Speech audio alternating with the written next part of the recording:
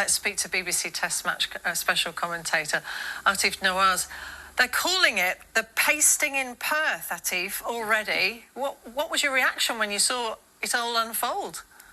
Yes, I think it was. It kind of shocked everybody. Ben Stokes, England's captain, described himself as feeling a little bit shell-shocked. I think that's a bit of an understatement when it comes to the way people in England and maybe people all over the world have sort of responded to this. A test match at the best of times ending in 2 days is very, very rare. An Ashes test match is the first time one's ended in 2 days in over 100 years. So, yeah, it's. I think everybody's still sort of absorbing it. Yeah, shell-shocked is how the England captain Ben Stokes put it. I mean, how did it happen? How did they let it happen? Well, I think England were just caught off guard a little bit because that fourth innings from Australia was against the grain when it comes to the rest of the test match. The rest of the test match saw bowlers dominate, essentially. Batters, perhaps they weren't doing justice to the surface. Perhaps conditions played on their minds a little bit, but they didn't really manage to apply themselves.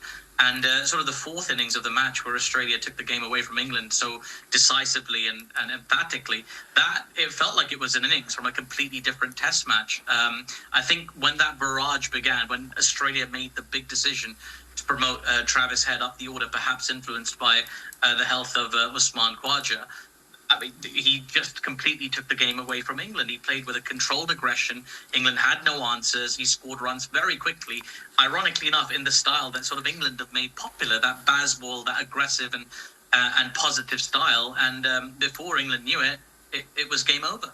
What do England need to do then to regain some faith for the second test? Because this could it set the tone for the whole series? Well, England will hope not. And Ben Stokes has sort of suggested that what England need to do is feel this and then get rid of it. They do have time on their side. They have a practice game in between as well, and a long gap between the first and second test. And that gap will feel even longer since this test has finished 3 days ahead of time. So we've now got 12 days between now and Brisbane, where the second test takes place. England will have time to sort of process what's happened, identify some of the things that they could have done differently.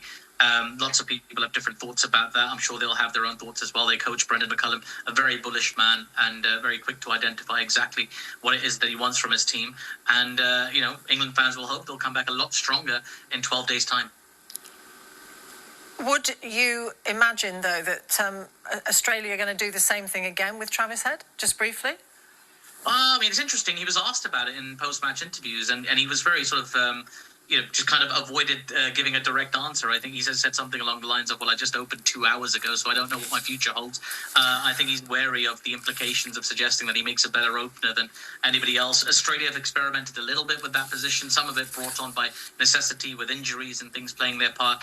But it's interesting. There was discussion about Sam Constas playing in that opening position. It would have played in a similar style, you imagine, to the way that Travis Head played, or at least attempted to. I don't know if Australia persevere with Travis Head at the top of the order. It remains to be seen. They might go back to the original plan of Usman Khawaja alongside Jake Weatherald, but, I mean, after a performance like that, you might well change your tactics.